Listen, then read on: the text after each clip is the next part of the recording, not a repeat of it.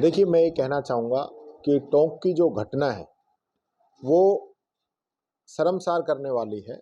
इस प्रकार की घटनाओं की मैं समझता हूँ समाज के अंदर और राजनीति के अंदर कोई जगह नहीं है। आज सरकार का इकबाल जो है वो ख़त्म हो चुका है और ये घटना नहीं है। ये घटना इसलिए अधिक उग्र रूप ले रही है कि इसमें आरएस एसोसिएशन और कर्मचारी एक तरफ से लग गए, दूसरी तरफ से कुछ पब्लिक साथ लग गई और ये इतनी हाईलाइट हो गई। ये ऐसा पहला मौका नहीं है। इससे पहले भी इस सरकार के कर्मचारियों के ऊपर हमले हुए हैं। पुलिस कांस्टेबल को टोंक के अंदर ही बजरी माफियाओं के द्वारा कुचल के मार दिया गया था। हमने विधानसभा में इस प्रकार की बातों को उठाया। हम लगातार कह रहे हैं, आपने देखा होगा बाबूलाल बैरवा पुलिस कांस्टेबल ने पुलिस अधिकारियों से तंग आके सुसाइड कर लिया था, धरना चला। लगातार जो है प्रदेश का जो क्राइम का जो स्तर है वो बढ़ चुका है। सरकार इस पे बोलना नहीं चाहती है। पहली बार ऐसा हुआ है इतिहास के अंदर कि विधानसभा में सरकार ने कानून व्यवस्था पे चर्चा नहीं कराई। हमें गुमराह किया गया। पहले जब डिमांड तय हुई उसमें कहा कि डिमांड न करके हम इसको चर्चा कराएंगे, और जब चर्चा का समय आया तो ये कहा गया कि सरकार जो है कानून व्यवस्था पर चर्चा नहीं कराना चाहती। हम लोगों के द्वारा ऐतराज़ किया गया। खुद जो मीटिंग हुई उसमें मैंने अपना ऐतराज़ दर्ज कराया। और हकीकत ये है कि अब तक का जो इतिहास है विधानसभा का, जिसके अंदर बिजली, पानी और कानून व्यवस्था, ये तीन विषय ऐसे होते हैं जिस पे हर बार चर्चा होती है, लेकिन अब की बार इस सरकार ने चर्चा नहीं कराई। ये जो घटना जो टोंक की है, ये बहुत ही, मैं समझता हूँ, इस प्रकार की घटना है। ये आने वाले समय में, क्योंकि लॉ एंड ऑर्डर अगर आप कायम नहीं रख पाते हैं और ये सरकार आपकी लगातार फेल होती जा रही है।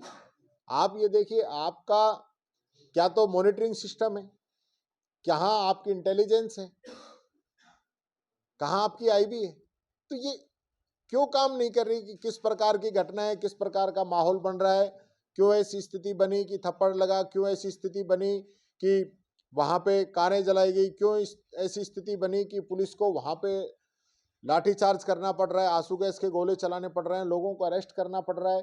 तो ये सारी स्थिति, पत्रकारों पे भी हमला हुआ है, शेखावत जी पे, उनके साथी, कैमरे तोड़ दिए गए हैं। तो इस प्रकार का तो कोई कानून राज है, एक जंगल राज है। तो ये जो स्थिति जो बन रही है, इसमें सरकार ऐसी स्थितियों को संभालने में विफल रही है।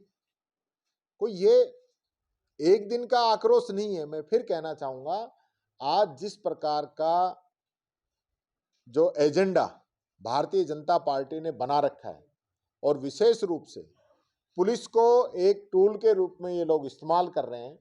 अलवर के अंदर हमारे यहाँ पे अभी उपचुनाव हुआ है, वहां पे लगातार जो है पिछले एक महीने से 1000 लोगों को अरेस्ट किया गया है।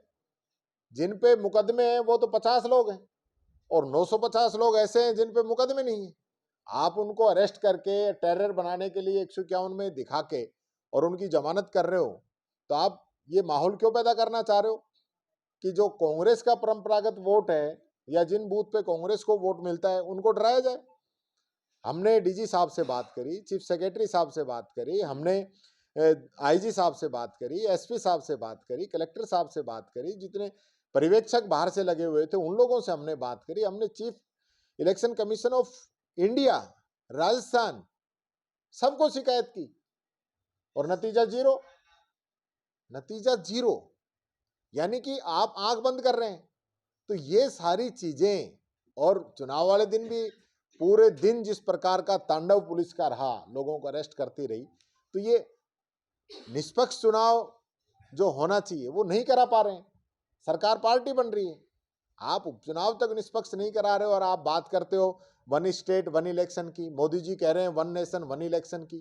तो आज स्थिति क्या हो रही है? 4 राज्यों के चुनाव आप एक साथ नहीं करा पा रहे हो, उपचुनाव आप एक साथ नहीं करा पा रहे, चलते चुनाव के अंदर आप तारीखें बढ़ा रहे हो। तो ये तो कहीं ना कहीं ऐसा लग रहा है कि जैसे कि जो इलेक्शन कमीशन है वो भी कहीं ना कहीं दबाव में।